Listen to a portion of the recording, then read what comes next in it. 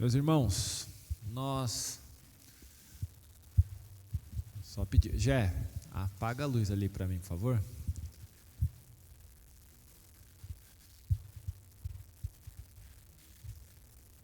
A gente vai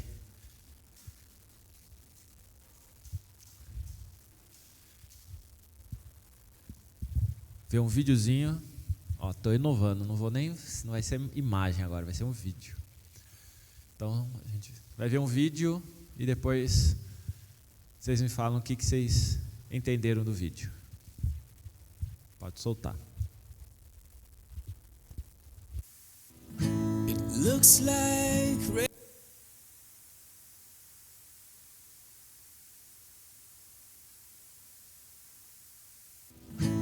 looks like rain again today.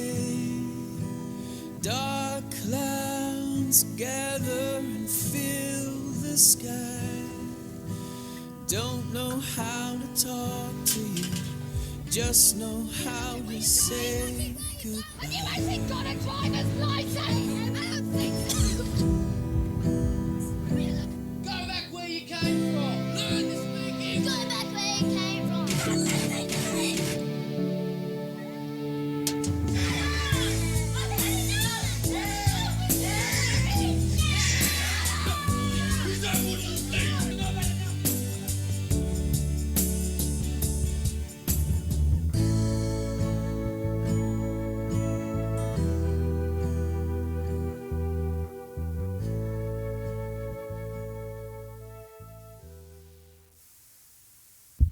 O que vocês entenderam do vídeo?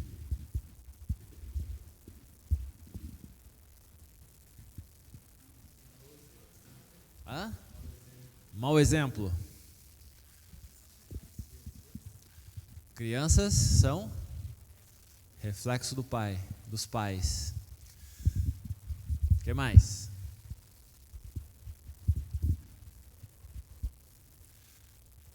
No finalzinho ali apareceu children see, children do.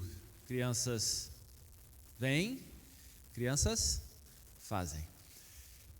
E a última cena depois disso foi diferente, exatamente para mostrar um contra-exemplo de tudo aquilo que teve de mau exemplo, bom exemplo, onde o pai se agacha para ajudar uma mulher e a criança vai lá e se abaixa para ajudar também. Vamos para o slide, será que agora vai funcionar aqui?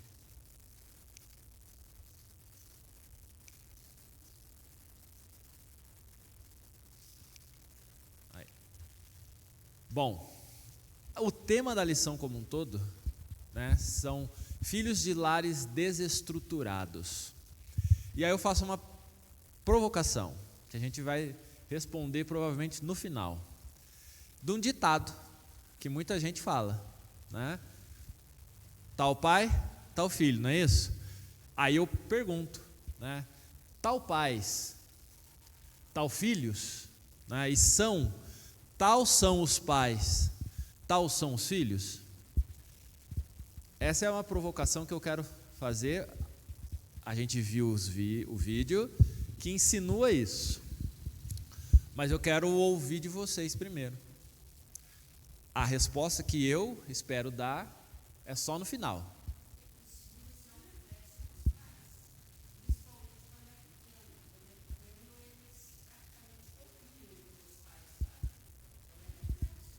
É reflexo. Então, tal pai, tal filho.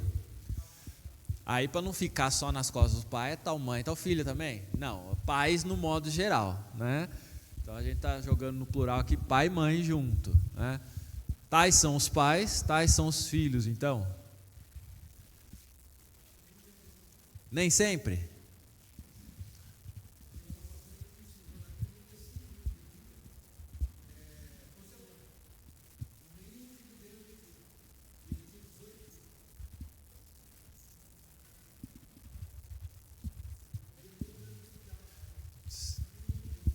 Então, tem ponto fora da curva, então. E aí, o ditado é 100% ou acaba oscilando?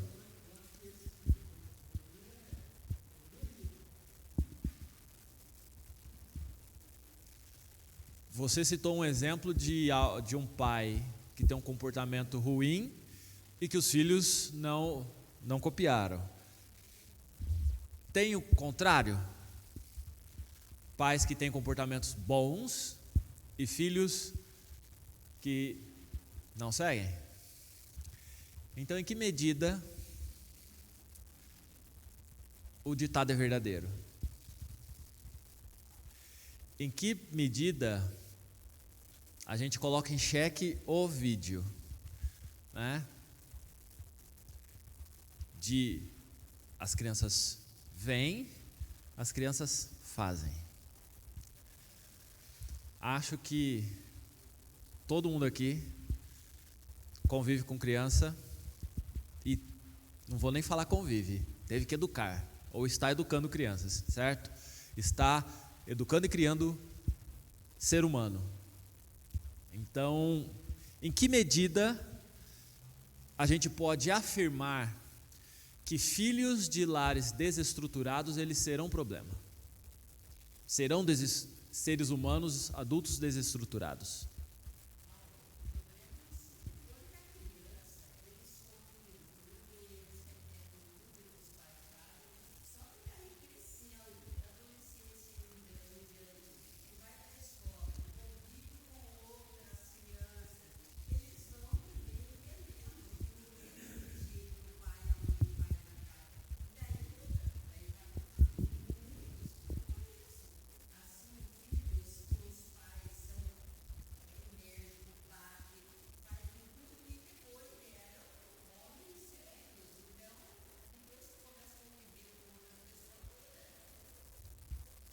Vou provocar minha sogra, olha o perigo. O problema é a adolescência, que muda a cabeça desse ser humano? O problema são as más companhias, então? O problema é a escola, sabia, né? O problema é ir para a escola. Então, não, eu sei, eu estou distorcendo de forma proposital.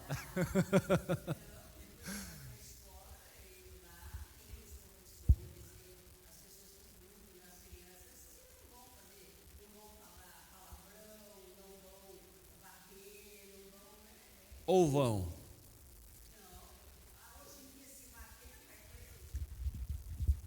Veja que eu tô tentando tirar da cabeça da gente uma resposta simples para um negócio que não é tão simples assim, certo?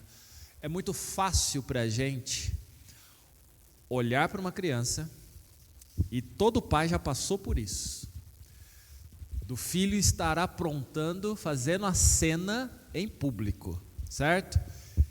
A gente não fica tão incomodado com a cena do filho, porque ele faz em casa, mas é porque todo mundo vai olhar para a gente e vai pensar o quê? O que vai pensar da gente? E não é? E tem gente que ainda fala, tem gente que é mais audacioso e ainda fala, né? E a gente consegue até ouvir. E esse pai, essa mãe que não dá educação para esse filho, não é? Isso nos incomoda como pais. Mas, se por um lado, e acho que aqui não está funcionando, não está indo.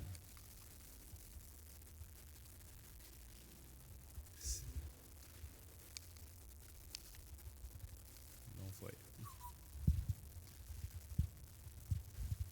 Passa para mim aí, Juliano. Vai passando agora aí. Se por um lado a gente tem uma estrutura de casas, lares que são bons exemplos, nós precisamos agora pensar em algumas coisas. E aí eu vou colocar 10 frases aqui que eu quero que vocês pensem, eu não vou comentá-las. Eu vou só pedir que vocês deem um título para essas 10 frases depois, tá? Então, primeira delas: dê tudo que pede. Satisfaça todos os caprichos e vontades dele, filho, dele, dela. 2. Ria quando ele falar ou fizer coisas feias. Ignore más criações. falte à igreja com frequência e não leve as programações para a idade dele. Nunca use a palavra pecado, nem apresente Jesus como o Salvador. Faça tudo por ele. Deixe-o assistir o que quiser na TV e navegar por onde quiser na internet. 7. Travou, voltou. Dê o dinheiro que ele pedir, não o faça trabalhar para merecer. Jamais diga não. Se disser, depois volte atrás e permita. Brigue e discuta na frente dele. Não o corrija e nunca castigue. Qual o título que vocês dão para isso? Para essas 10 frases? Vocês vão ter que achar um título para isso.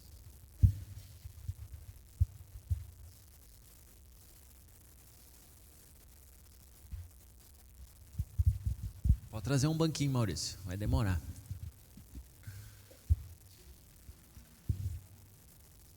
Uma má criação. Manual do fracasso na criação de filhos. Quem mais? Vocês podem dar o título que vocês quiserem. O título é de vocês, é pela interpretação que vocês estão dando. Vai lá. Pais liberais, filhos rebeldes. O que mais? Mais um. Vai. Mais um eu já me contento. Tá perdendo aqui, ó. Preciso de uma dessa fileira aqui. Vai lá. Ajuda ele, Jatir.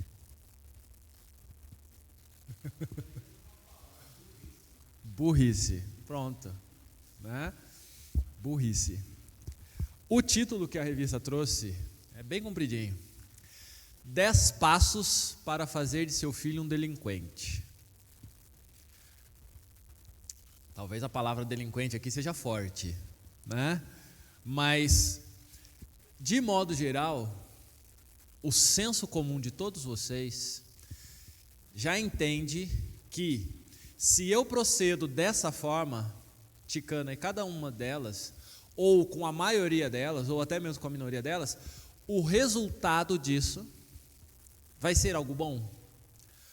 Um filho criado, um filho ou uma filha criada, educado, se é que eu posso usar o termo educar nesse contexto, nessas condições, vai dar bom no final ou, como dizem, vai dar ruim no resultado disso.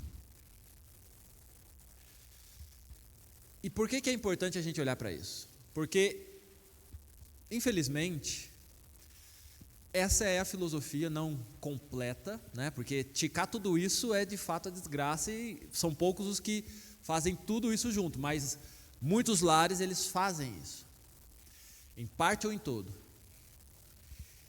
E aí, para deixar de olhar no vizinho, nos não crentes, vamos olhar para os lares cristãos. E aí eu te convido a olhar para o seu lar e para o lar daqueles que você tem proximidade. Como que tem sido a nossa educação aos nossos filhos? Como que nós estamos lidando com essa educação? Em que medida os nossos lares, eles são estruturados ou desestruturados para a educação dos filhos, dos nossos filhos? E veja que aqui há uma palavra forte também, desestruturar, né? Filhos de lares desestruturados, como coloca o título da lição aqui, ele é uma palavra forte, né? Como assim minha casa ser desestruturada, não ter estrutura? Mas o que você considera por estrutura, então? Acho que esse é o ponto, um dos pontos interessantes para a gente pensar. E aí então, nós vamos aos maus exemplos. E aí a gente não precisa ir tão longe para pensar em maus exemplos. Está pertinho, na Bíblia. Longe no tempo, mas pertinho na Bíblia. Para mostrar um pouco do que tudo aquilo ali pode aparecer e resultar na vida dos nossos filhos. Vocês vão me ajudar agora a lembrar dessa história. Os filhos de Eli. Quem que era Eli? Vamos lá. Povo que veio na escola dominical, não só quando criança. Eli era um sacerdote. Pronto, já respondeu, já se livrou de responder as outras perguntas. Isso é, quem responde primeiro responde as mais fáceis, né? Fica mais fácil. Tá. Eli era um sacerdote. E por que ele ficou conhecido, famoso? Pelos filhos dele. E o que os filhos dele faziam? Bom, se ele era sacerdote, o que os filhos dele, no costume da época, eram também? Sacerdotes. Aí o Rafael já respondeu a segunda mais fácil. Então, olha só, agora os presídios já se livraram das demais, né? Então, os filhos de Eli, sacerdotes, assim como ele, pai, ficaram famosos e estão registrados na Bíblia em 1 Samuel 2, 12 a 25, por quê? O que eles faziam? Se quiser pode colar, pode abrir em 2 Samuel 2, 12 a 25, para lembrar.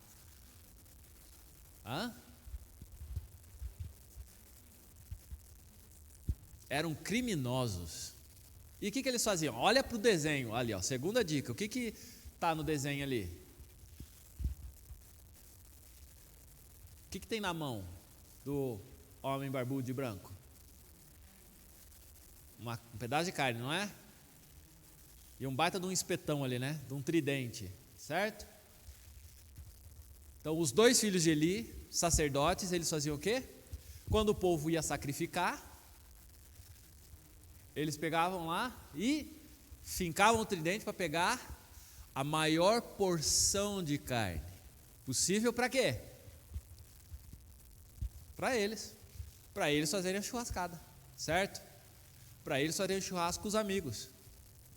E se a pessoa se incomodasse, como diz o texto, o que eles falavam? O que eles faziam? Quase que apontava o tridente para a pessoa e falava: ai de você se me impedir. Ou quem é você para me impedir? Na mão grande mesmo. Eles iam lá e metiam a mão no sacrifício para si. Não bastasse isso, o que mais que eles faziam? Se deitavam com as prostitutas da porta da cidade ou da porta do templo. Esses eram os filhos de Eli. O interessante é que, qual que é a postura de Eli diante disso?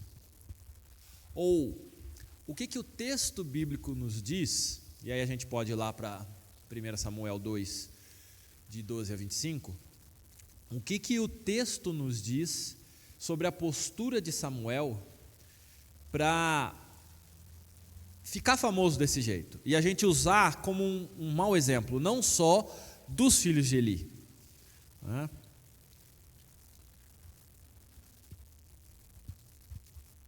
A partir do verso 22, 1 Samuel 2, do 22, vamos ler aqui o finalzinho dessa história. Era, porém, Eli já muito velho e ouvia tudo quanto seus filhos faziam a todo Israel, e de como se deitavam com as mulheres que serviam à porta da tenda da congregação, e disse-lhes: por que fazeis tais coisas? Pois de todo este povo ouço constantemente falar do vosso mau procedimento. Não, filhos meus, porque não é boa fama esta que ouço. Estais fazendo transgredir o povo do Senhor. Pecando o homem contra o próximo, Deus lhe será o árbitro. Pecando, porém, contra o Senhor, quem intercederá por ele? Entretanto, não ouviram a voz de seu pai, porque o Senhor os queria matar. É óbvio, Deus não converteu o coração desses porque havia já um propósito. Contudo, a postura de Eli é interessante, porque eles não chegaram a tal situação dessa forma, tão simples assim. E aí é só a gente olhar para o texto, para a fala de Eli e pensar assim: os caras são bandidos, não valem nada. E o que ele fala? Ô filhinho, você sabe que você está fazendo coisa errada, né? Não pode fazer assim, coisa feia. É mais ou menos esse o contrassenso que a narrativa está mostrando. Ele não está errado em chamar a atenção dos seus filhos, mas a forma como ele age, a energia empregada, não é correta. E veja que o texto já começa falando que ele já velho, então já cansado, né? Já sem força, ou já nem ligando muito. O que ele faz? Ele só dá uma repreensão. Ele era o sumo sacerdote. Ao cumprir a lei, ele tinha poder de agir de forma enérgica, firme e exemplar sobre os seus filhos, a ponto de os tirar da tenda da congregação, a ponto de o expulsar e não permitir que eles entrassem para fazer o que eles faziam, a ponto de aplicar a lei sobre eles. Mas o que ele faz? Não faz nada. É o não corrigir, é o não falar de pecado, ou fala tarde demais já. Quando é que nossos filhos vão aprender sobre pecado? E sobre o coração pecador que cada um tem? Aqui a gente vai ter exemplo para mais de metro. A casa de Davi. Conhecendo os filhos de Davi, de que história a gente está tratando pela imagem? A gente perde até a conta de quantos filhos Davi teve, né? Mas os mais famosos aí que estão na Bíblia.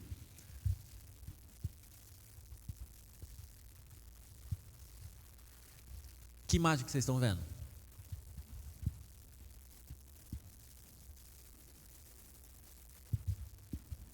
Tá dando para ver. Que imagem que vocês estão vendo? Tem o que na imagem? Um homem e uma mulher. E o contexto da cena, o movimento aí retratado nessa imagem é do quê? De um abuso. De quem contra quem? Segundo a imagem. Não preciso nem olhar para a Bíblia ainda.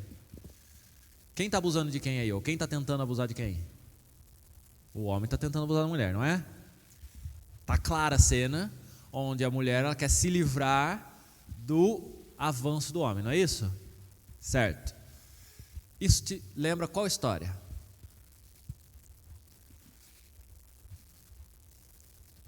De Tamar, filha de Davi, certo? E Absalão era o irmão da Tamar. Pode colar da Bíblia agora, 2 Samuel 13, de 1 a 22. Começa com A também, né? Amnon, isso, Amon ou Aminon, né? Aminon era irmão de Tamar? Meio irmão, né? Porque o pai era o mesmo, mas a mãe era outra, certo? E aí a gente está falando já de gente adulta nessa história. E ele se engraçou, se namorou, se apaixonou pela meia-irmã. E ele não sabia o que fazer. Aí o que acontece? Ele vai e se aconselha com um amigo. O que o amigo faz? Bom amigo esse. Fala para ele fazer o quê? Vai lá, finge que está dodói. Aí o rei vai se preocupar com você. E aí ele vai te dar o que você pedir, porque ele não quer ver o filhinho dele dodói. E aí você pede para sua minha irmã Tamar vir aqui, na sua casa, te alimentar. E dito e feito, foi isso que aconteceu. E na hora, o que ele faz? Ele faz todo mundo sair, chama ela para dentro do quarto, e aí ele abusa dela. Se a história não fosse horrenda, só pelo fato de Amnon abusar de Tamar, e pelo próprio texto, como está escrito aí, ele a desprezá-la tão imediatamente, isso acontece. Então ele estava extremamente apaixonado por ela, mas ao se deitar com ela, ao ter relação sexual com ela, ele automaticamente a vê como uma pessoa imunda e a expulsa de lá, né? E o mais interessante, o texto conta detalhes em que ela estava vestida com túnicas talares, ou seja, que representavam a figura real, e mesmo assim os servos a expulsam do palácio, da morada, a tratando como uma indigna. O que Davi fez com tudo isso? Já não bastasse a situação horrenda. O que Davi fez? Foi lá e falou, menino mau, e bateu na mão de Amnon? Menino mau, coisa feia. Pede desculpa para sua irmã. Foi isso que Davi fez? Davi não fez nem isso. Se ele tivesse feito isso, a gente poderia falar que ele fez alguma coisa. Mas Davi não fez nem isso. Absalão se indigna com isso, mas guarda no coraçãozinho. E vai, e cuida da irmã. E a narrativa mostra que Davi não fez nada com a filha, a não ser se indignar. Mas do mesmo jeito que ele se indignou, ele também não fez mais nada além disso. Porque o filho continuou. Ele não fez literalmente nada. O texto mostra, é claro, a não ser se indignar. E é interessante a gente pensar nesse texto, porque embora eu destaque isso, a gente vai ver outros casos de outros filhos de Davi. Absalão foi o único que por causa disso foi lá e tramou e matou o irmão.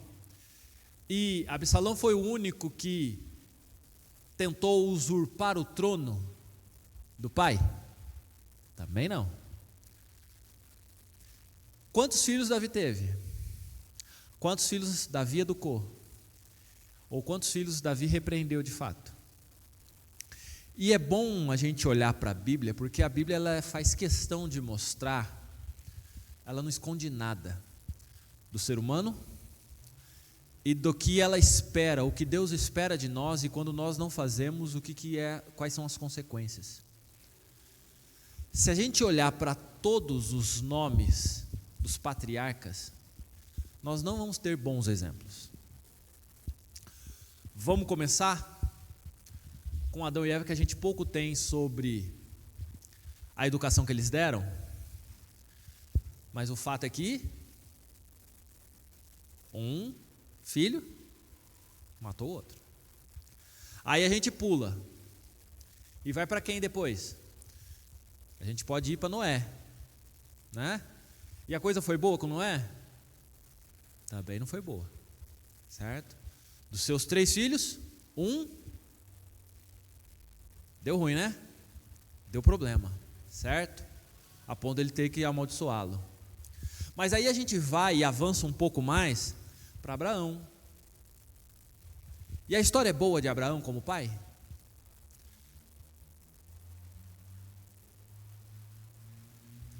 Aparentemente sim, né? Porque ele criou bem Isaac. Mas vamos lembrar da história que tem um outro filho aí nessa história, nesse miolo? Tem um Ismael aí, né? E o que ele fez com o Ismael? Expulsou Ismael. Ele foi lá, trouxe Ismael à vida e depois expulsa. Toca, né?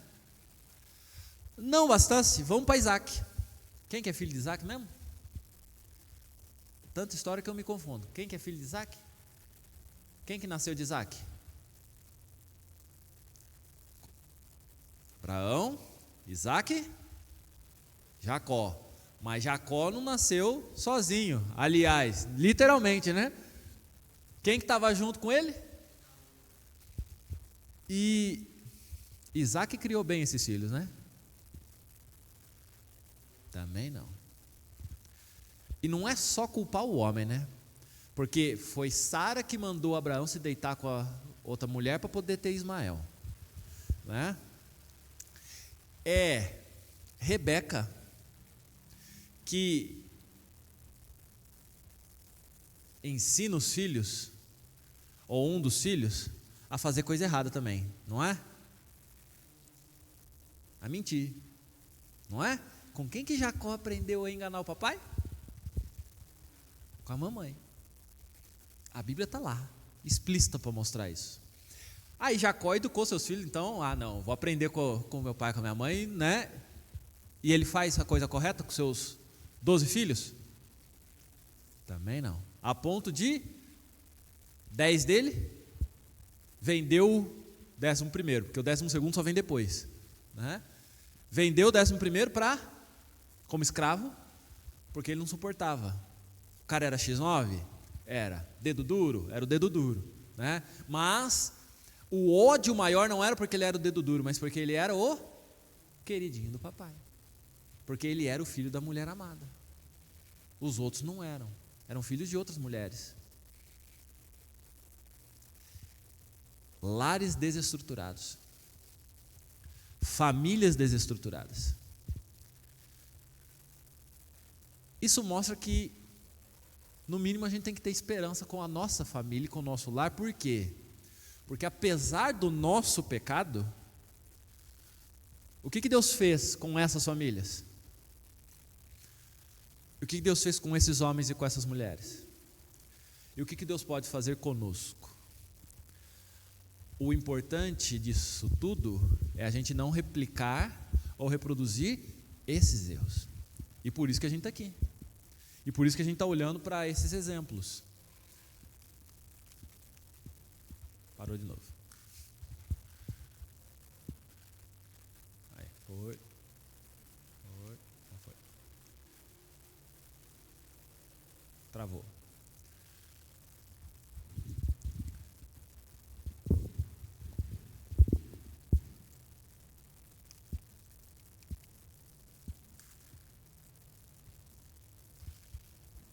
Vamos esperar os problemas técnicos ali. O computador que deu uma travadinha.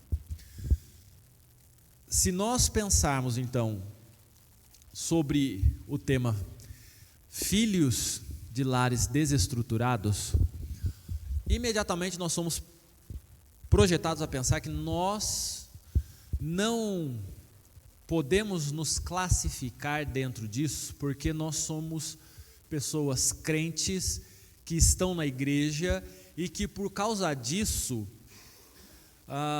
pelo simples fato de estarmos na igreja, não existe uma desestruturação no nosso lar. Contudo, é preciso a gente pensar no nosso coração. A gente precisa olhar para a forma como nós lidamos com o nosso coração e olhamos para o coração dos nossos filhos. Em que medida você reconhece que o seu filho, desde o momento que nasceu, ele é um pecador? E que durante toda a vida dele, ele será um pecador. Assim como você é um pecador.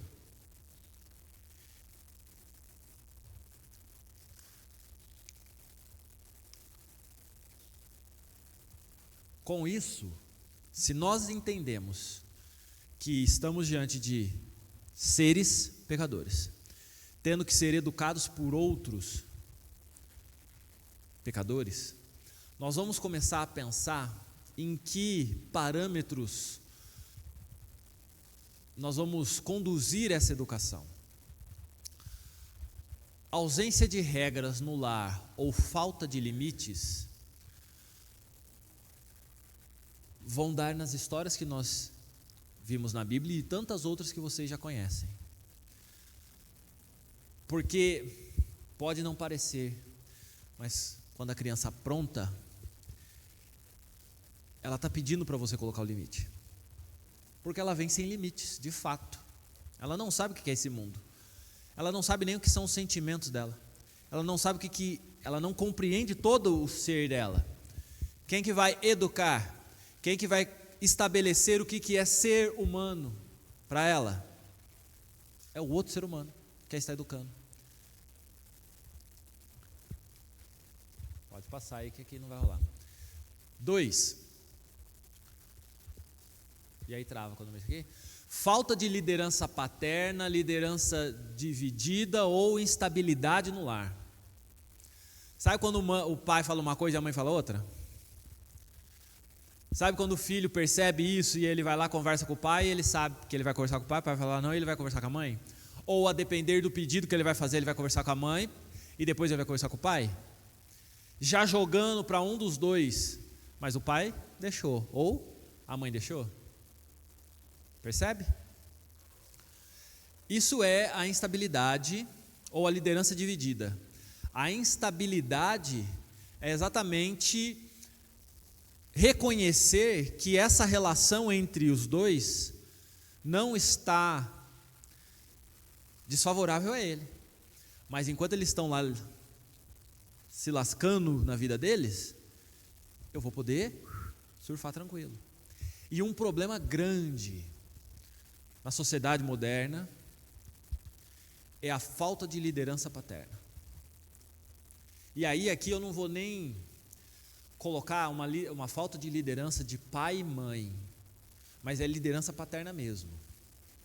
É do pai que se exime da sua responsabilidade de liderar a sua família, de ser homem segundo o que a Bíblia coloca. E aí não precisa ir para o mundo, ou dentro da igreja mesmo, e pensar na separação do casal, onde o homem abandona o lar. Eu estou falando de abandono morando, convivendo, onde o pai ele se exime de total responsabilidade. E aí pode parecer algo novo, mas os mais antigos vão falar também do contexto do pai que chegava em casa depois do trabalho e não queria saber de problema na casa, correto? E quem tinha que lidar com tudo era a mãe. Se vira durante o dia, porque quando eu chegar do trabalho cansado, o que é? Descansar. Chinelinho, toalha, pratinho, né? E nada de criança aprontando. 3. Pode.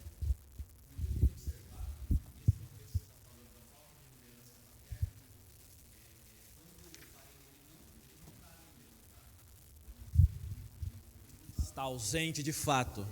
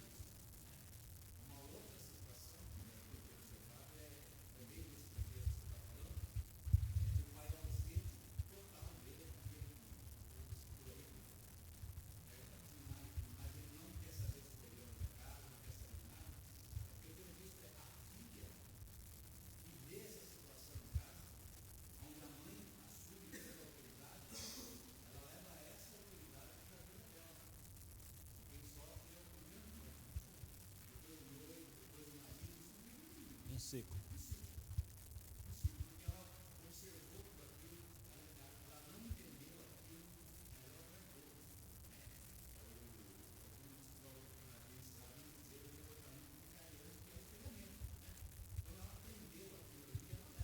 Ela viu, ela faz.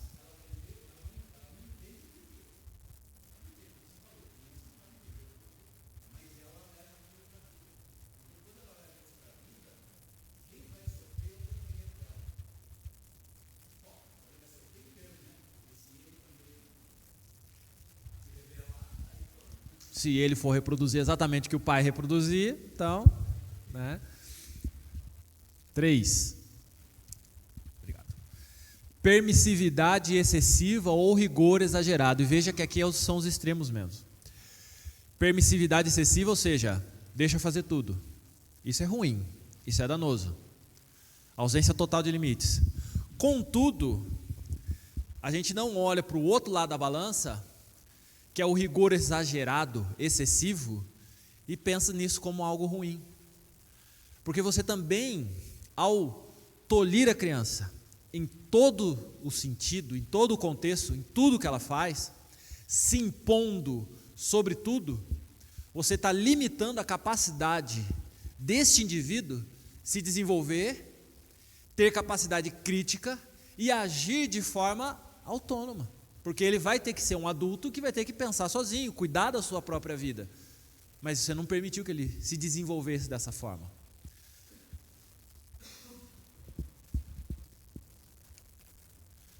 Superproteção ou falta de proteção. De novo os extremos. A superproteção, onde você não deixa a criança fazer nada. E como se de fato você pudesse protegê-la de tudo. Você protege ela de convívio com outras pessoas, porque as outras pessoas não têm os valores que você tem.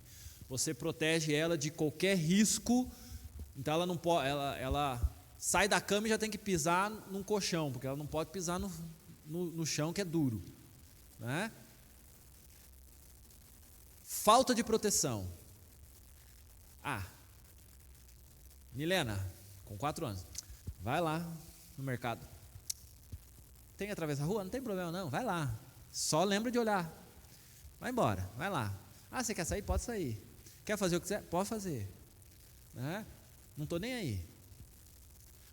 Passividade, relaxamento ou descaso. Passividade é exemplo do que a gente já viu. Está vendo? Mas está passivo nisso. Não está ligando. Relaxamento, relaxa mesmo. Você não está nem aí.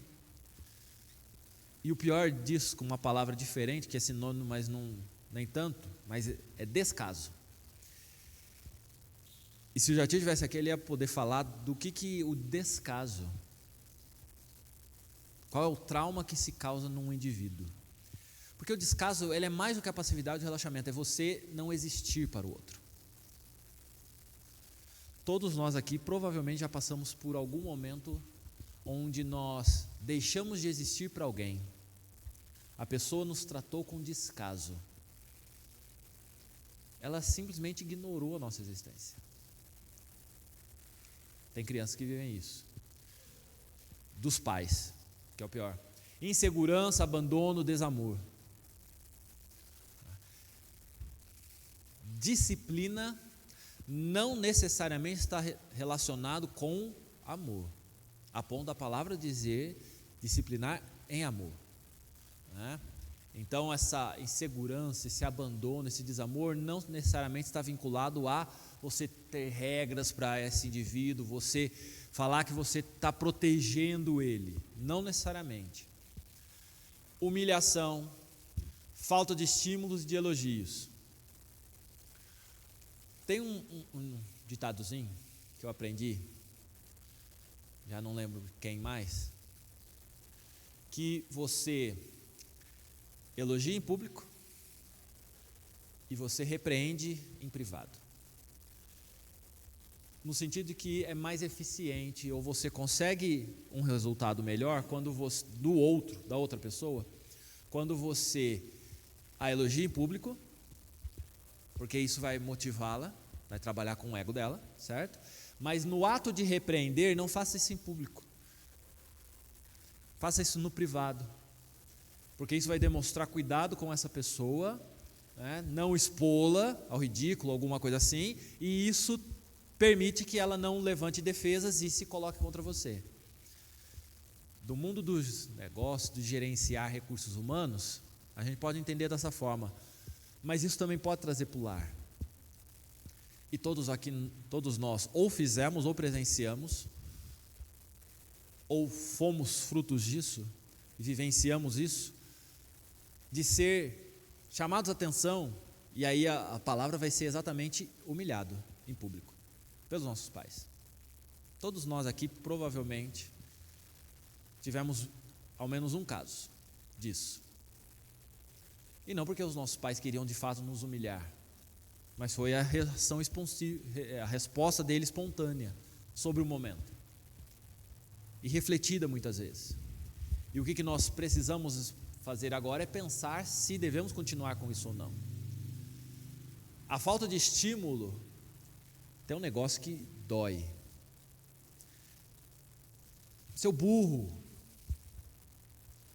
você não presta, você é incompetente, mas não sabe fazer mesmo, mas é não sei o quê. E aí, se não bastasse, fala, mas é igual o pai mesmo, ou, mas tinha que ser igual a mãe, tem sangue de não sei quem mesmo, e aí usa o sobrenome do outro, né, do cônjuge.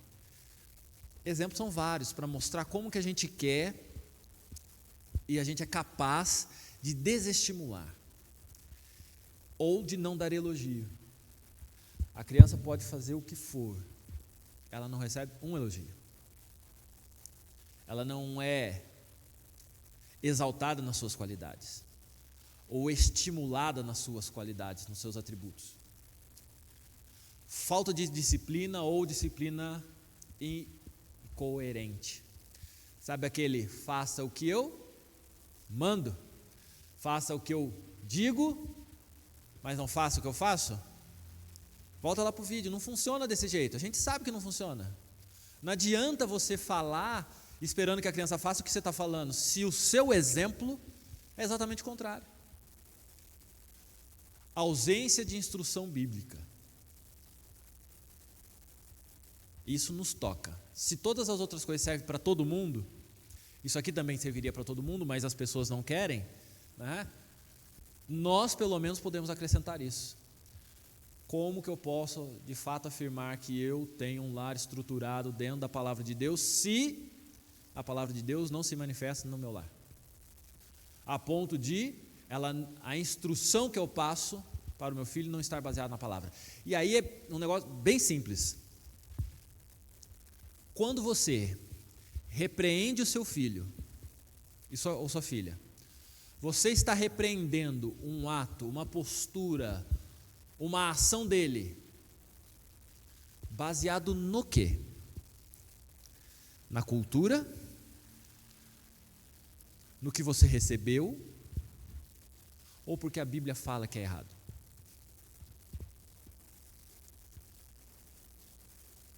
Se a Bíblia não fala que é errado, aí eu posso questionar se eu devo de fato repreender ou não. Mas o ponto de partida é a Bíblia. Porque muitas vezes nós vamos repreender nossos filhos por coisas que não tem nada a ver com a Bíblia. E nós vamos impor sobre eles um fardo que nos impuseram por causa de uma cultura. Simples assim. Distorção da pessoa e do caráter de Deus. E por que isso fecha? Nós chamamos Deus normalmente de Pai. E se o pai não é exemplo? Qual que é a relação que essa criança vai ter com o Pai celeste? Ou que primeira imagem, que materialização ele vai ter para de fato entender o que significa o Pai celeste?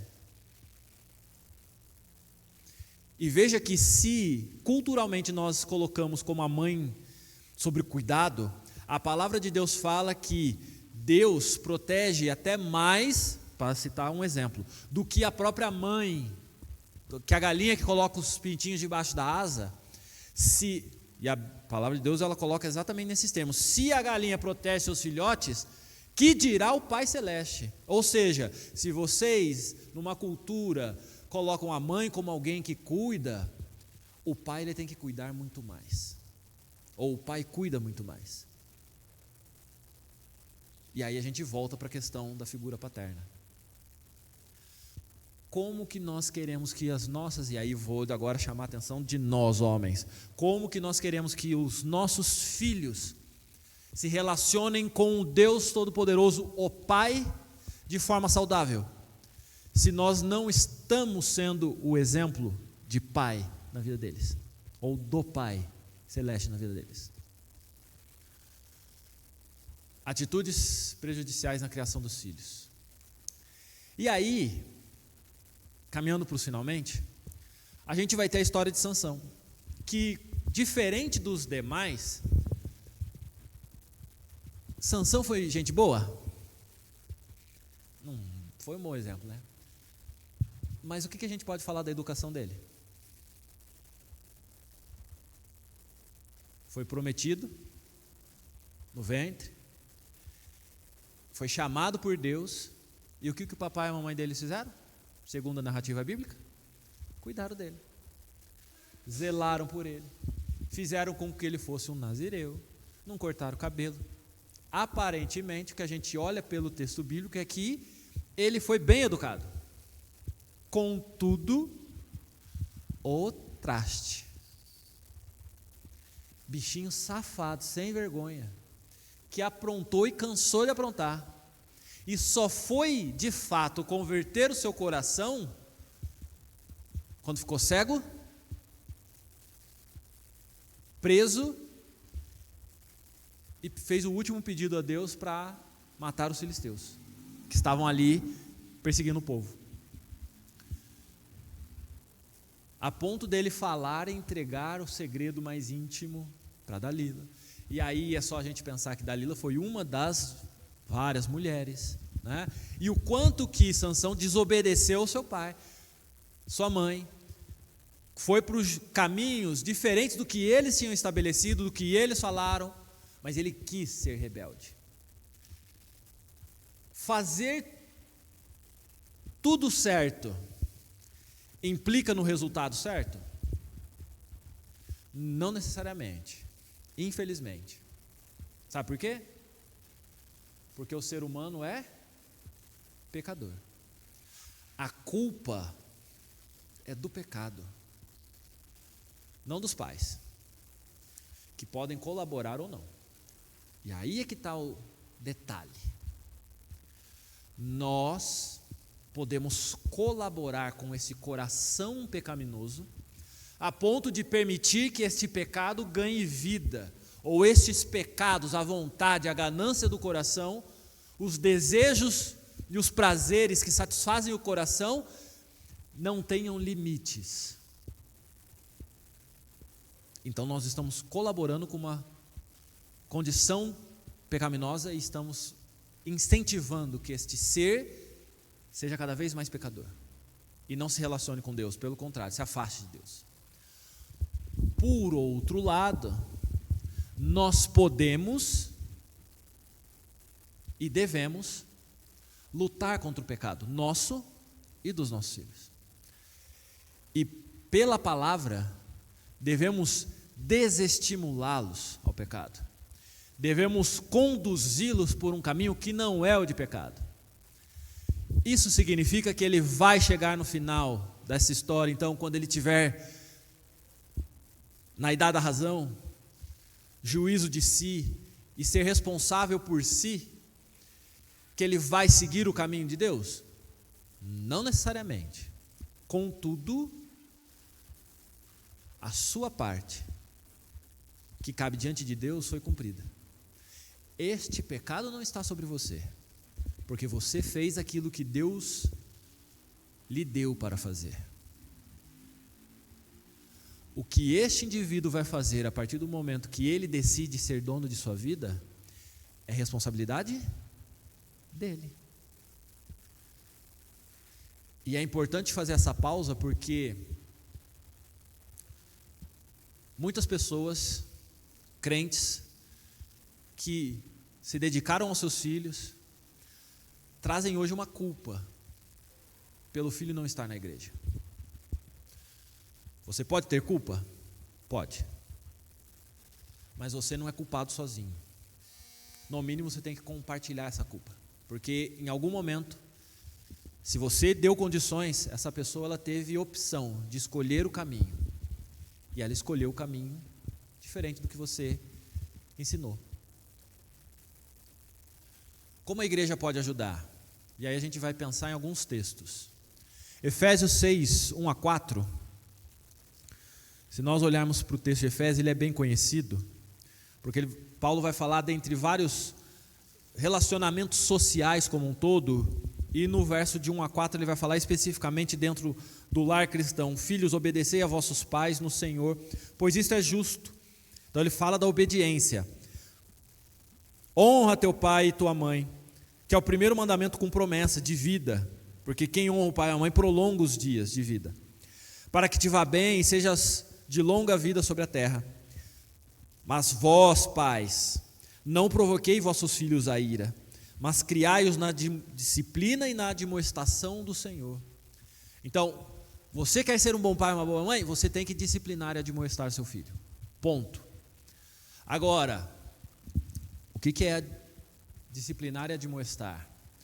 Provérbios 13, 24.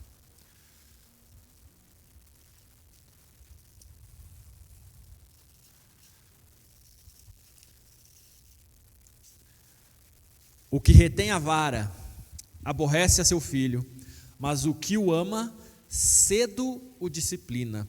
Alguns vão ler para o texto e vão falar: já saquei. Disciplinar é fazer o que então? Descer a vara. Não é o que está escrito aí? Contudo, vara e disciplina estão sendo usados aí como sinônimos, e não necessariamente o sentido literal aqui é de você pegar uma vara de marmelo, de qualquer coisa, escolhe agora a árvore para escolher a vara, e você dá varada no seu filho. O sentido de vara aqui é de correção. É de correção. E eu provoco qualquer pessoa a me responder de forma muito simples. Se o ato de bater com vara, e aí literalmente bater, e eu não vou nem usar cabo de vassoura, chinelo, ferro, panela, cinto, vara, né? Porque daí tem gente que se justifica: não uso nada que não é bíblico, eu só uso a vara, né?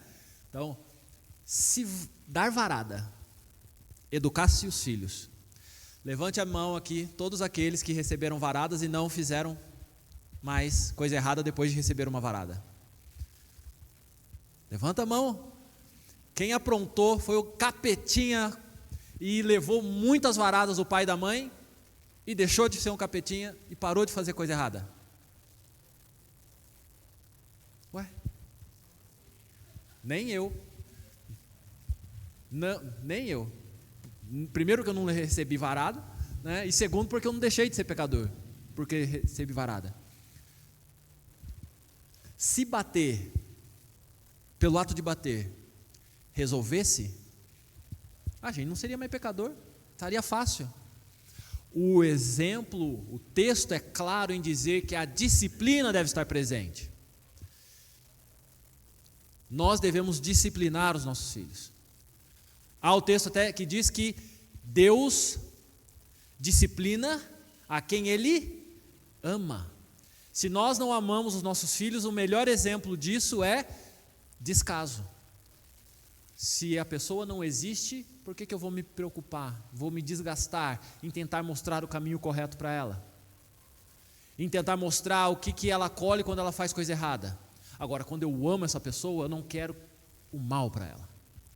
Eu não quero que ela colha coisas erradas na vida dela, consequências ruins.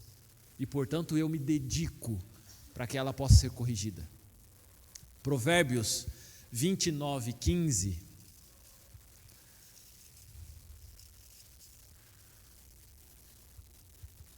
A vara e a disciplina dão sabedoria, mas a criança entregue a si mesma vem a envergonhar a sua mãe. Larga o ser humano e ele vai mostrar a natureza pecadora. Deuteronômio 1-6, esse é o exemplo ou o texto que vai nos direcionar para a disciplina correta, segundo o que Deus quer.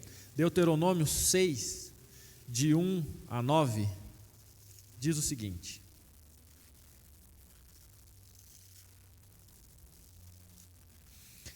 estes, pois, são os mandamentos, os estatutos e os juízos que mandou o Senhor teu Deus, se te ensinassem, para que os cumprires na terra a que passas a possuir, para que temas ao Senhor teu Deus e guarde todos os seus estatutos e mandamentos que eu te ordeno, tu e teu filho, e o filho de teu filho, todos os dias da tua vida, e que teus dias sejam prolongados. Ouve, pois, ó Israel, e atenta em os cumprires, para que bem te suceda, e muito te multipliques na terra, que mana leite e mel. Como te disse o Senhor, Deus de teus pais, ouve, Israel, o Senhor nosso Deus é o único Senhor. Amarás, pois, o Senhor teu Deus de todo o teu coração, de toda a tua alma, de toda a tua força. Estas palavras que hoje te ordeno estarão no teu coração. Tu as inculcarás a teus filhos, e delas falarás sentado em tua casa, e andando pelo caminho, e ao deitar-te e ao levantar-te. Também as atarás como sinal da tua mão, e te serão por frontal entre os olhos, e as escreverás nos umbrais de tua casa e nas tuas portas. Ensina a criança. Ensina uma palavra que você aprendeu. Ensina a palavra. Então, primeiramente você tem que aprender de Deus. Se você não está aprendendo de Deus, você não tem nada para oferecer para essa criança. Isso nos leva a 2 Timóteo 3,16, que a gente sabe até de cor.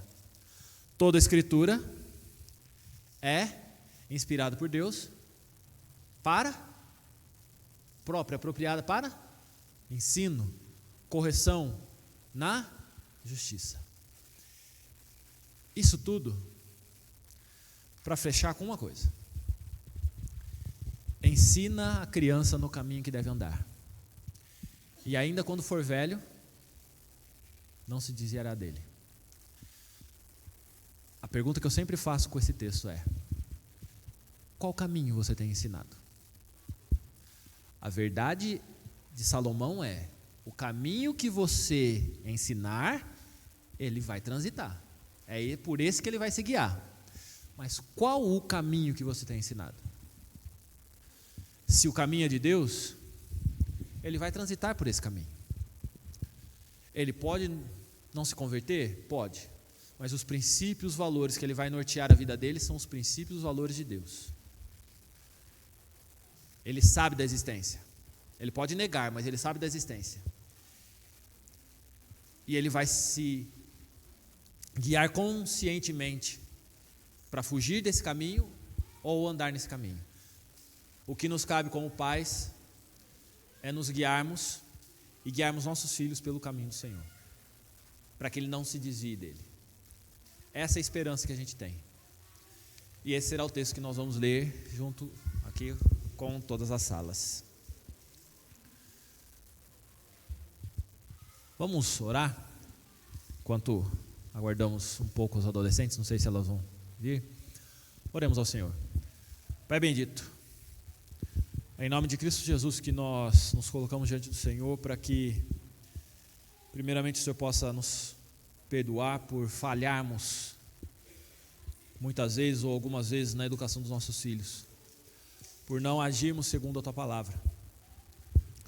Mas debaixo da Tua graça e misericórdia nós pedimos a Tua orientação, pedimos que o Seu Santo Espírito nos direcione, tome nosso ser e nos ajude, ó Pai, a educar, a formar, ó Senhor Deus, seres humanos que se tornem crentes em Cristo Jesus, que sejam temerosos do Senhor e que possam, ó Senhor Deus, Te servir, aprendendo, ó Senhor Deus, a amá-lo e servi-lo conosco.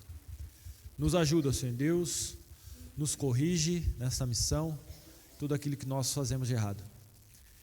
Que nós possamos buscar no Senhor sabedoria para educar os nossos filhos. É em nome de Cristo Jesus que nós oramos. Amém, Senhor.